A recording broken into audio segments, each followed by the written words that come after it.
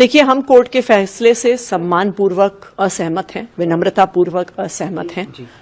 आज के दिन में ईडी के पास कोई सबूत नहीं है।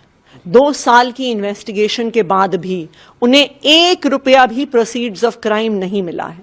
जो उनका पूरा केस है वो ऐसे विटनेसेस के आधार पर बना हुआ है जिनको पहले गिरफ्तार किया जाता है, उन पे दबाव बनाया जाता है और फिर आम आदमी पार्टी और अरविंद केजरीवाल के खिलाफ बयान दिए जाते हैं।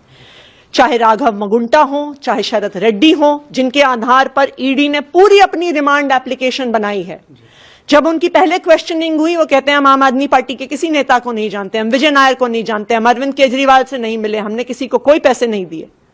गिरफ्तारी के बाद उन पे दबाव बनाया जाता है, उनसे आम आदमी पार्टी के खिलाफ स्टेटमेंट्स लिए जाते हैं और जैसे ही वो स्टेटमेंट दे देते हैं कुछ दिन में उनको बेल दी जाती है।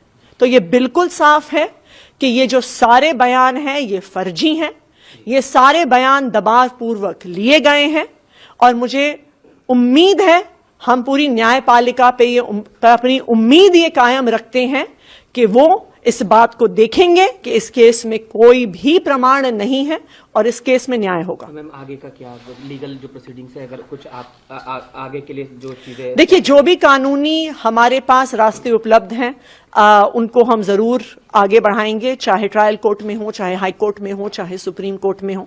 लेकिन हम न्यायपालिका से भी ये उम्मीद करेंगे कि उनकी आंखों के सामने लोकतंत्र की हत्या हो रही है, उनकी आंखों के सामने एक एक करके विपक्ष की पार्टियों पे हमले हो रहे हैं, उनकी आंखों के सामने विपक्ष के नेताओं को जेल में भेजा जा रहा है, उनकी आंखों के सामने विपक्ष की पार्टियों के बैंक अकाउंट फ्रीज किए जा रहे हैं।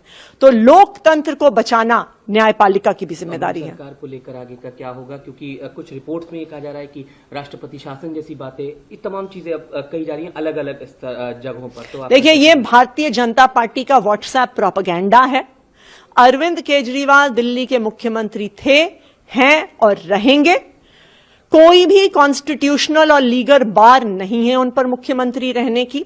उनका कोई कन्विक्शन नहीं हुआ है। इस देश में आपका कन्विक्शन हो जाता है, 2 साल से ज्यादा की सजा होती है, तो आप फिर जनप्रतिनिधि नहीं रह सकते हैं। लेकिन अरविंद केजरीवाल की कोई कन्विक्शन नहीं हुई है, इसलिए कोई भी कॉन्स्टिट्यूशनल बार नहीं है उनके मुख्यमंत्री रहने पर। और सुनीता जी ने जो ट्वीट किया है उस पर भी प्रतिक्रिया दे दीजिए।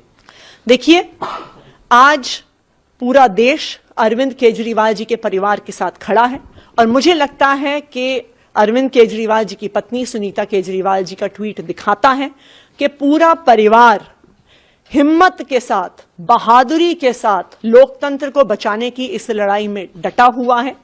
इससे ज्यादा मुश्किल परिस्थिति एक परिवार के लिए क्या हो सकती है कि एक पिता, एक पति, एक बेटा जेल चला गया है, उनको पता नहीं है कब वापस आएंगे, लेकिन वो परिवार टूटा नहीं है। जैसे मनीष सिसोदिया का परिवार नहीं टूटा, जैसे संजय सिंह का परिवार नहीं टूटा, जैसे सत्येंद्र जैन का परिवार नहीं टूटा। ये लोग भारतीय जनता पार्टी वाले सोचते हैं कि हम केस कर देंगे और विपक्षी पार्टियों के नेता कूद कूद कर भारतीय जनता पार्टी में चले जाएंगे। लेकिन आम आदमी पार्टी का एक एक नेता, उनके परिवार का एक एक सदस्य लोकतंत्र को बचाने की इस लड़ाई में डटा हुआ है और डटा हुआ रहेगा।